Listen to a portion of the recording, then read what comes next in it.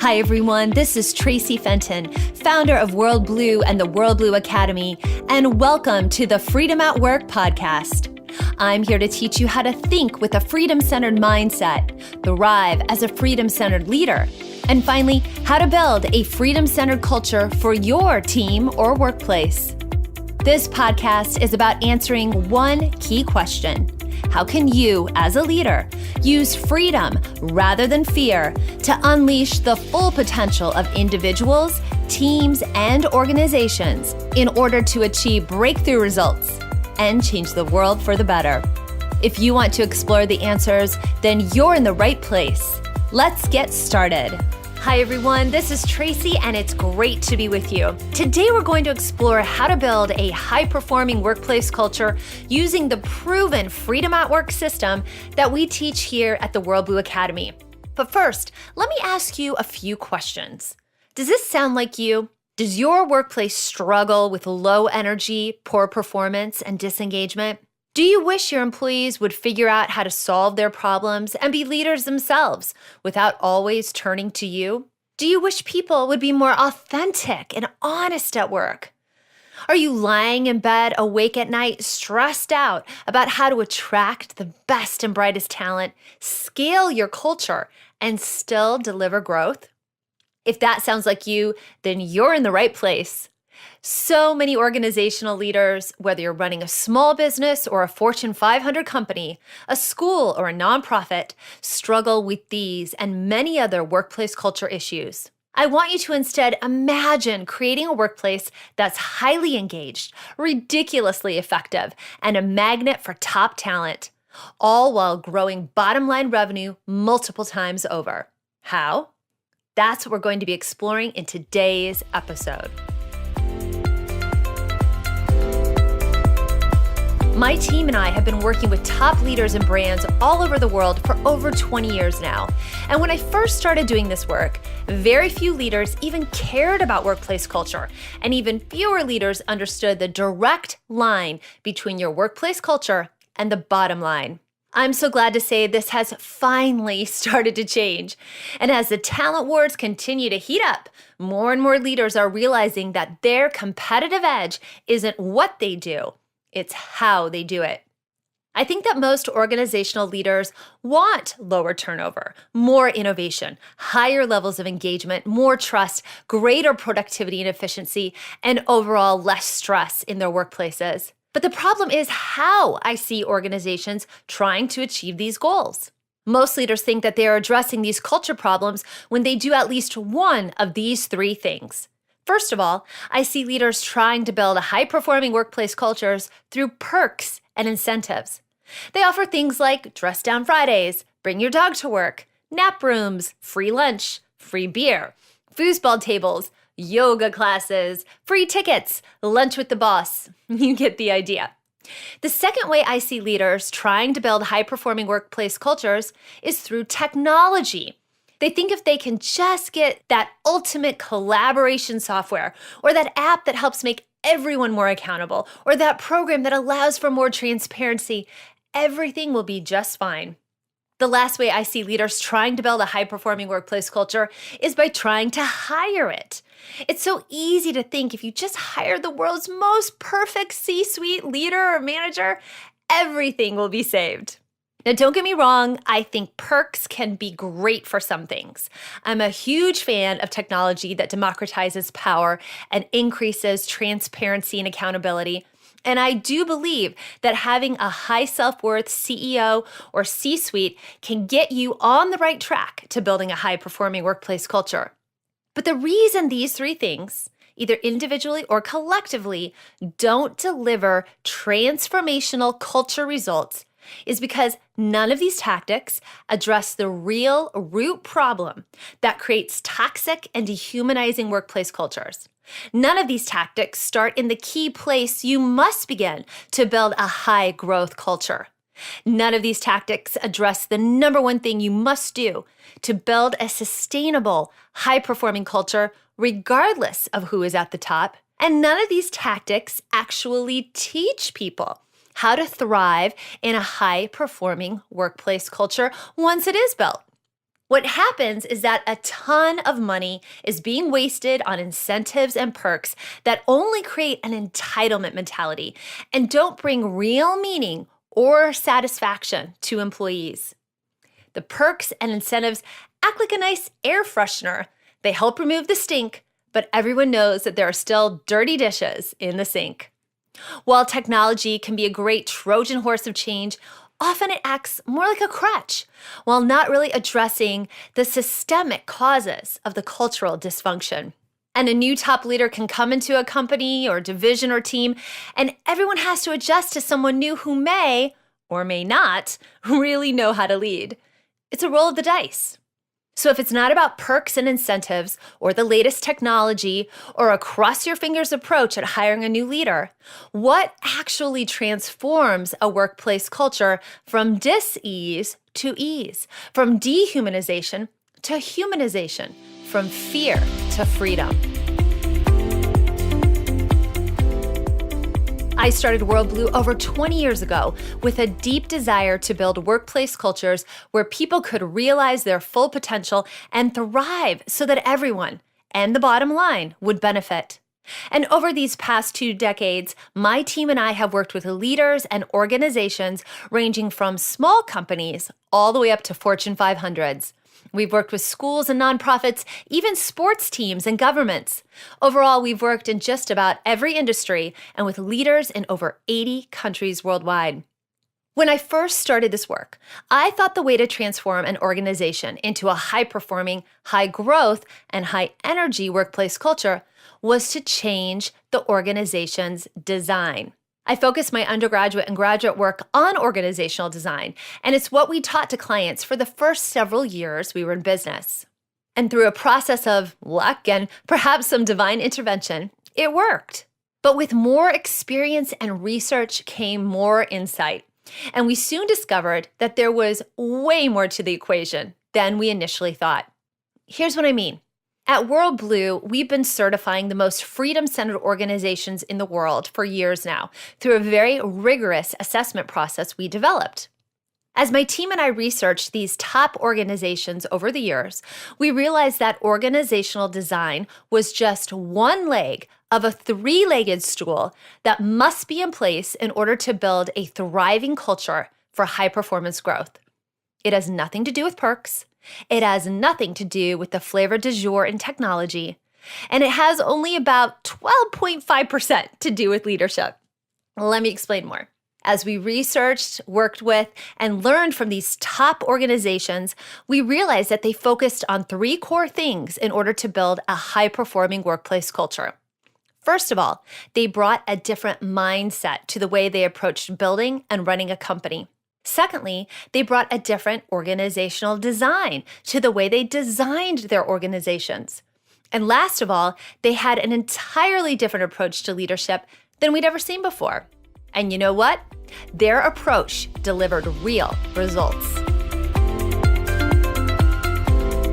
These 3 elements to building a high-performing, high-growth, and high-energy workplace culture, mindset, leadership, and organizational design, became what we call the Freedom at Work system. We use the word system because it's like building a healthy ecosystem. You've got to have all 3 parts in order for it to work effectively. And we call it Freedom at Work because of the intention you bring to these 3 elements. You could bring an entirely different intention to mindset, leadership, and design and get a completely different result. But for us, it was about an intention of freedom in order to get an outcome of freedom. Why freedom? Because we believe freedom creates the optimal conditions for individual and organizational success. Period. And we can prove it.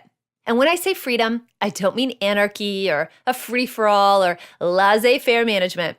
I'm talking about real freedom to everyone within the organization, the kind that is only achieved in partnership with real accountability. It's the freedom for an individual to realize their full potential in the workplace in a way that benefits them personally, benefits their colleagues, and of course, benefits the organization as a whole. And it's also about freedom from fear. Do you know what the number one thing is that stymies and kills most workplace cultures, usually in that slow death kind of way? Most people think it's bad leadership that kills, but it's not. Most people think it's a changing industry or marketplace, but it's not. Most people think it's failure to innovate, but it's not. The number one thing that kills most workplace cultures is fear. Yeah, fear. Fear is the number one killer of workplace cultures.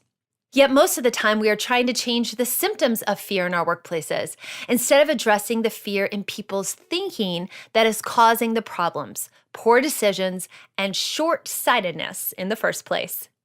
So what does fear look like in the workplace? It looks like disengagement instead of engagement. It looks like distrust instead of trust. It looks like masking instead of authenticity. It looks like controlling instead of unleashing. It looks like pretending instead of honesty. Does this sound familiar to anyone? Can I get an amen? And the problem is that fear costs us money, big time. All the brain research says that when we are in a state of fear, the peripheries of our brain shut down and we become myopic. We literally get tunnel vision. And we end up making really bad decisions. We end up only addressing the short term rather than looking at the long term.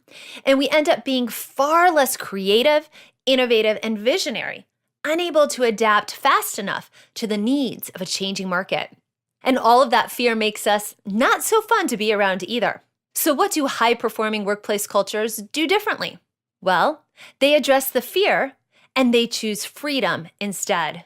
And that starts with leaders bringing an entirely different mindset to the way they build, manage, and lead their organizations. This is where you must start if you want to build a high-performing workplace culture. You must start with a freedom-centered rather than fear-based mindset. I have leaders coming to me all the time asking, how do I motivate my employees? How do I get people to engage more? How do I stop all the drama? All of those issues and many more are the result of fear. So how do you shift your mindset from fear to freedom? First of all, we must acknowledge that it is fear and not something else that's creating 99% of our workplace problems. So often we just think it's that person or that process or that circumstance that needs to change instead of recognizing the mindset of fear that is driving the action, behavior, or bureaucratically maddening process. But what's underneath all the problems is a mindset of fear. So we have to ask ourselves, what would we do if we weren't afraid? How would we solve that problem? How would we take that next step? How would we engage with others if we got really honest and addressed the fear in our thinking and exchanged it for freedom and possibility? That's what the top leaders of freedom-centered organizations do. They bring an entirely different mindset to their organizations, a mindset of freedom, not fear and control. So the starting place is vastly different than most organizations. And when you begin from the right place, you end up in the right place. This is what we teach leaders all over the world how to do, how to cultivate in themselves and in their employees a mindset of freedom, not fear. So the first part of the Freedom at Work system is mindset. Now let's talk about the second part of the Freedom at Work system, which is organizational design. Now there has been and always will be many different theories and methods of organizational design. The problem is that most of them don't address the mindset you have to first have in place in order to practice the method and have it work. Also, most other organizational design methods are practice-based instead of principle-based and are therefore not scalable or adaptable to different size organizations, industries, or geographies. There are really just two main organizational design systems: command and control, or organizational democracy. One is designed to control, the other is designed to unleash. One is designed to limit, the other is designed to cultivate. One is designed to hide dysfunction, the other is designed to uncover dysfunction. One is designed to create fear, The other is designed to mitigate fear. Any other model out there is either some diluted or prescriptive version of these two main organizational models. Most of us know that despite democracy's founding centuries ago, the dominant model of organizational design, whether that design is of a company or a country, has continued to be the top-down pyramid command and control-based model. However, with more and more advances in every area of life, we've seen how the command and control model repeatedly falls short. It's not adaptive to today's fast-paced and interconnected world and global marketplace. It's not appealing to top talent to want to work in it. And it's proven to be too slow, inefficient, and quite frankly, dehumanizing. Command and control organization has had its day. I mean, you don't see a lot of people rising up in rebellion so that they can have more command and control leadership in their lives. You don't see people risking their lives to cross an ocean on a tiny boat for more command and control. And you certainly don't see people giving up time with their family, their sense of well-being or dreams to work in a more command and control workplace. No, absolutely not. What do people risk it all for, fight for, and stand for, and have done so for thousands of years worldwide? Freedom. And what's the framework for freedom? Organizational democracy. This podcast episode continues in part 2. Thanks everyone for tuning in to today's show on freedom at work. If you like what you heard and you're interested in finding out if you're a fit to work with World Blue, here's what I invite you to do next. Head on over to worldblue.com/call. That's world and then blue without an E, BLU, and book an appointment to speak with our team. We'll get on the phone with you for about 45 minutes and explore how to help you develop a freedom-centered mindset, thrive as a freedom-centered leader, or build a freedom-centered workplace culture. Remember, living, leading, and working in freedom rather than fear in order to unleash your full potential does not happen by itself. You need expert guidance to make it happen. We have over 20 years of experience working all over the world with top leaders and brands, from small businesses to Fortune 500 companies, helping them achieve results with our proven methods and courses. To see if we can help you do the same, head on over to worldblue.com/call and book a call with our team now. I'm Tracy Fenton, and I can't wait to connect with you soon.